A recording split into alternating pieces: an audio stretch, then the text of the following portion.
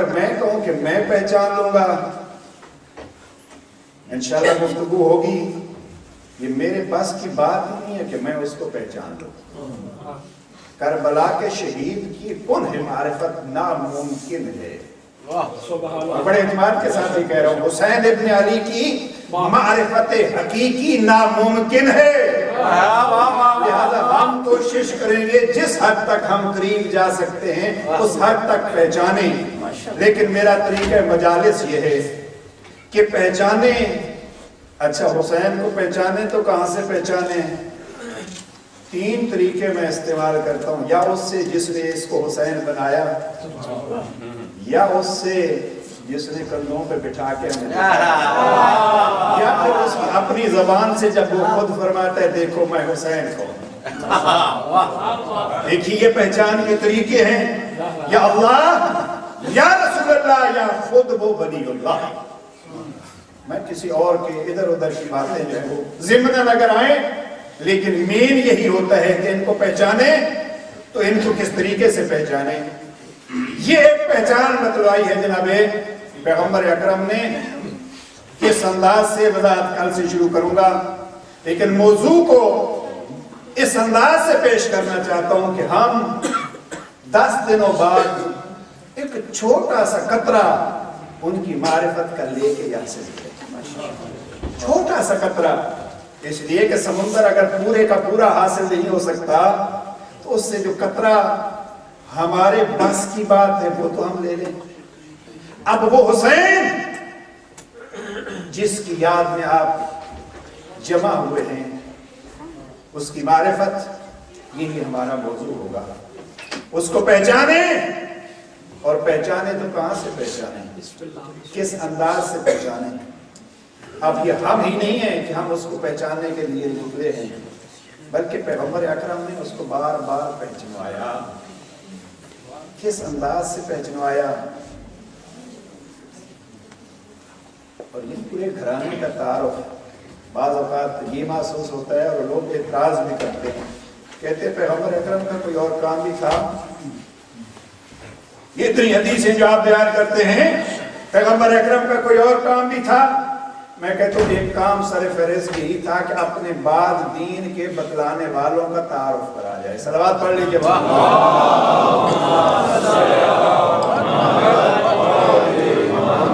نواسہ رسول سورہ فجر کی تفسیر میں جس طرح وحدانیت کا ذکر کربلا معلیٰ میں کیا، نواسہ رسول کے ساتھ مومنین نے جو عفائے عہد کیا، اس ذات کے ساتھ عفائے عہد نبھاتے ہوئے سب نے کہنا ہے لبیک یا حسین، لبیک یا حسین، لبیک یا حسین، دین کی پناہ حسین، یا حسین یا حسین، دین کی پناہ حسین، یا حسین یا حسین، دین کی بقا حسین، یا حسین یا حسین، دین کی بقا حسین، یا حسین یا حسین۔ ایمان نعت کے قرآن واجہ اللہ، ید اللہ، اذن اللہ، جنب اللہ، نبع عظیم، نعرہ حیدری۔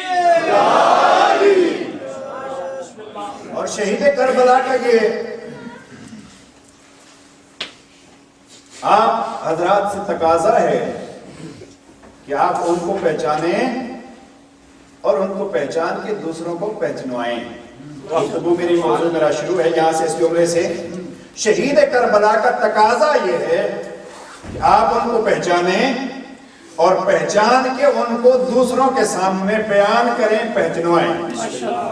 اور اگر یہ 2 کام میں نے پھر دہرانا ضروری سمجھتا ہوں، وہ ذہن میں رہے کہ کن ہے معرفت ان کی ناممکن ہے، لیکن جس حد تک ہمارے بس میں ہے ہم ان کو پہچانیں اور پھر دوسروں کو پہچنوائیں۔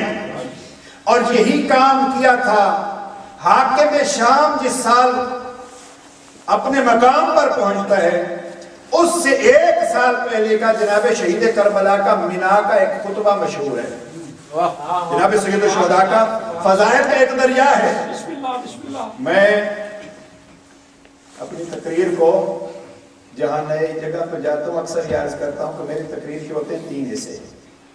پہلا حصہ میری تقریر کا ہوتا ہے زمیندار گھرانے سے تعلق ہے. ماشاءاللہ ماشاءاللہ ماشاءاللہ. طریقہ ہمارا زمینداروں کا یہ ہوتا ہے کہ پہلے زمین ہموار کرتے ہیں, پھر زمین ہموار کر کے اس میں کوشش کرتے ہیں تو قیمتی سا بیج کاشت کریں, اور پھر اگر نہری علاقہ ہے تو پانی لگانے کی کوشش کرتے ہیں, اور اگر بارانی علاقہ ہے تو آسمان کی طرف دیکھنا شروع کرتے ہیں. اب میں بھی اپنی تقریروں کو اسی انداز سے 3 حصوں میں تقسیم کرتا ہوں. بسم اللہ بسم اللہ. پہلا ایسا ہوتا ہے زمین ہموار کرنا. یہ لوگوں نے دیکھا ہو زمین ہموار کرتے ہوئے, اگر ایک بنجر سی زمین ہو تو اس کو ہموار کرنے کے لیے پتھروں سے, ڈھیلوں سے, پہاڑیوں سے واسطہ پڑتا ہے, اس پہ بلڈوزر چلاتے ہیں. اور میں عقیدے کی زمینوں کو ہموار کرنے کے لیے فضائل ضرور پڑھتا ہوں تاکہ عقیدے کی زمین ہموار ہو جائے. لہذا فضائل انشاءاللہ آپ کو سناؤں گا, اور فضائل کسی اور کی زبانی نہیں, یا اللہ کی زبان مبارک سے اور کتاب خدا سے, یا پھر مصطفیٰ کی زبان مبارک سے, یا پھر حسین ابن علی کی.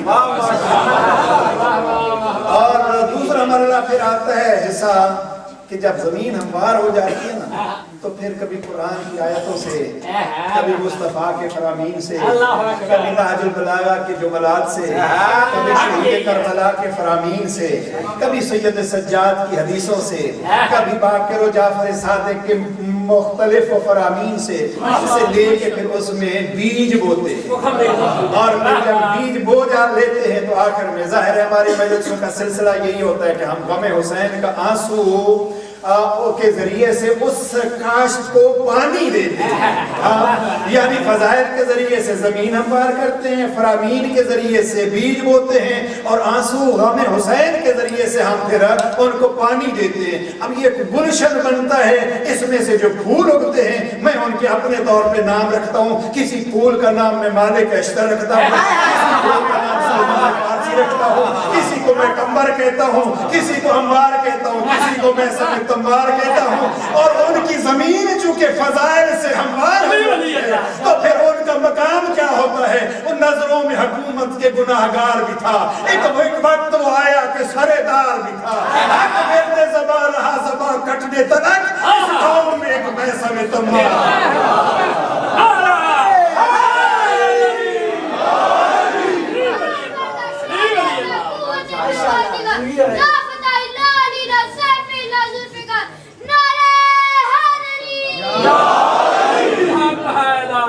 اگر ان 3 مرحلوں سے گزر کے وہ آئیں تو فضائل بیان کرنا نہ تلواریں روک سکتی ہیں, نہ یہ یورپ کا ماحول روک سکتی ہے, نہ کسی کی تعلیم روک سکتی ہے.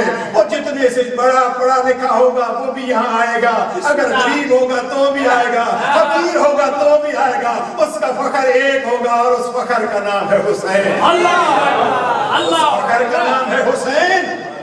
اور فضائل جناب امیر, میں کیا کہوں, جس کی ایک اعتراض اکثر یہ ہوتا ہے جی فضائل آپ یاد حسین کی فضائل علی کے, میں کہتا ہوں اب ہم یہ بھی تو حسین ابن علی سے ہی سیکھا.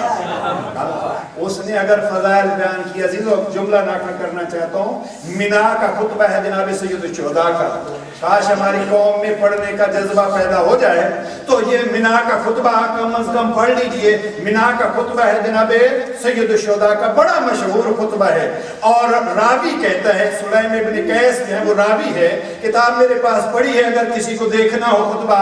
سلیم ابن قیس کہتا ہے کہ میں نے دیکھا جناب سید الشہداء نے ہاشمیوں کو بلایا, اپنے پیاروں کو بلایا, کہا جاؤ مینا میں حج کے مہم ترین رکن کے مقام پر, کہا جاؤ ان سب اصحاب رسول اللہ کو بلا کے لے آؤ. آگے سلیم کہتے ہیں 700 افراد جمع ہوئے, اور 700 افراد میں سے 200 اصحاب پیغمبر تھے, باقی تابعین تھے. اب جناب سید الشہداء نے ان کو بلا کے کہا اسمعوا کلامی واکتبوا قولی, میری بات کو غور سے سنو اور میرے قول کو لکھ لو.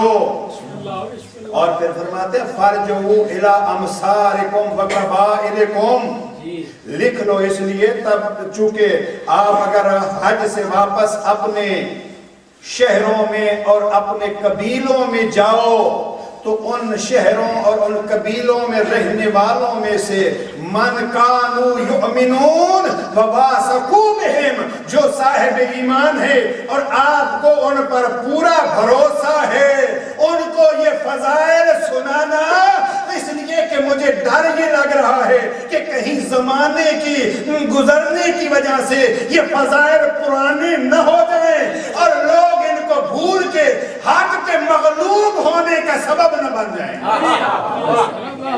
فَادْعُوهُمْ، اب ان کو بھی دعوت دو، اور وہ فضائل کا دریا، اس دریا میں پھر فخر کیا تو اپنے بابا پہ، خطبہ مینار میں غدیر بھی سنائی، خیبر بھی سنائی، خندق بھی سنائی، مباہلہ بھی سنائی۔ اب میں نہیں سنانے لگا، فقط اتنا عرض کرنا چاہتا ہوں، حسین ابن علی اپنے تعارف کے لیے کہتے ہیں وَاسْمَعُوا قَوْلِي کلامی وَاكْتُبُوا قَوْلِي، میری بات کو غور سے سن لو اور میرے قول کو لکھ لو۔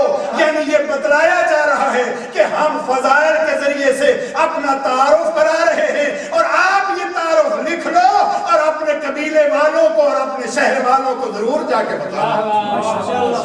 یعنی یہ خواہش ہے جناب سید الشہداء کی کہ آپ اس تعارف کو، آپ ان فضائل کو آگے پہنچائیں۔ صلوات پڑھ لیجئے محمد۔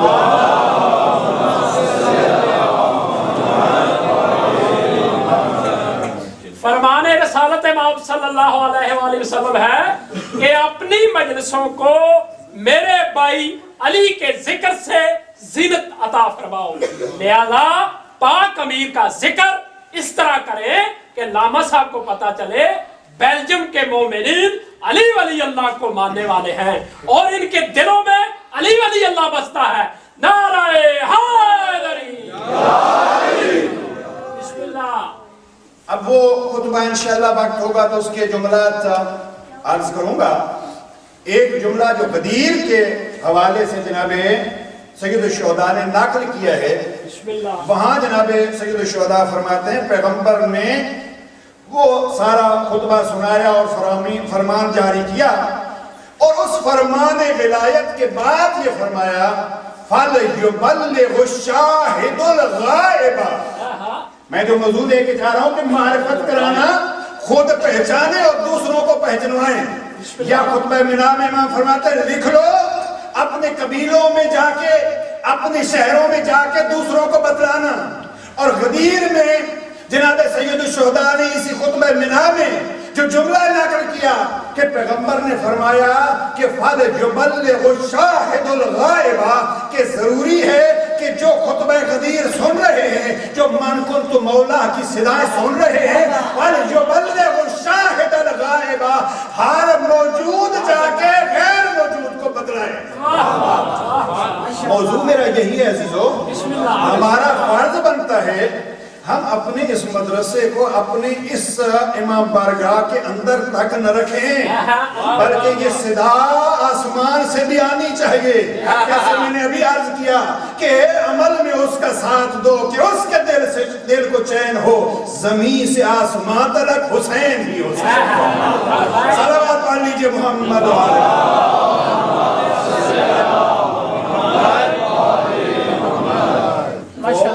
ضروری یہ ہے ان کا تعارف۔ اب تعارف کہاں سے شروع کروں؟ بسم اللہ۔ یہ حدیث اسی لیے میں نے بیان کیا، ترجمہ سن لیجئے، وضاحت کل ہوگی۔ جناب پیغمبر اکرم فرماتے ہیں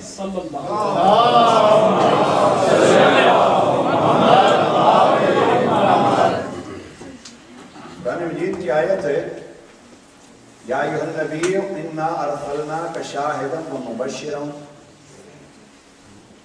ہم نے آپ کو شاہد بنا کے بھیجا ہے، مبشر بنا کے بھیجا ہے، داعیا الی اللہ باذنہ، ہم نے آپ کو اللہ کی اجازت سے اللہ کی طرف بلانے والا بنا کے بھیجا ہے۔ بڑے عجیب الفاظ ہیں، داعیا الی اللہ باذنہ، اللہ کی اجازت کے ساتھ اللہ کی طرف بلانے والا بنا کے بھیجا ہے، وَسِرَاجًا مُنِيرًا، اور ہم نے آپ کو سراج منیر بنا کے بھیجا ہے۔ سراج منیر، چمکتا ہوا سراج، اب وہ چمکتا ہوا سراج کہتا ہے حسین مصباح الہدا و سفینۃ النجات، کہ حسین چراغ ہدایت ہے اور کشتی نجات ہے۔ اب جس کو رب سراج منیر کہے، وہ جس کو مصباح ہدا کہے، اس کو ہم حسین کہے۔ اس میں وہ بات ہوگی مصباح کیا ہے، ہدایت کیا ہے، سفینہ کیا ہے، نجات کیا ہے۔ لہذا یہ تعارف ہوگا اس شہید کربلا کا اس انداز میں۔ لیکن پیغمبر اکرم نے فقط اس فرمان پہ نہیں، بلکہ میں اس سے آگے بڑھ کے کہتا ہوں، جیسے ابھی عرض کیا، ہم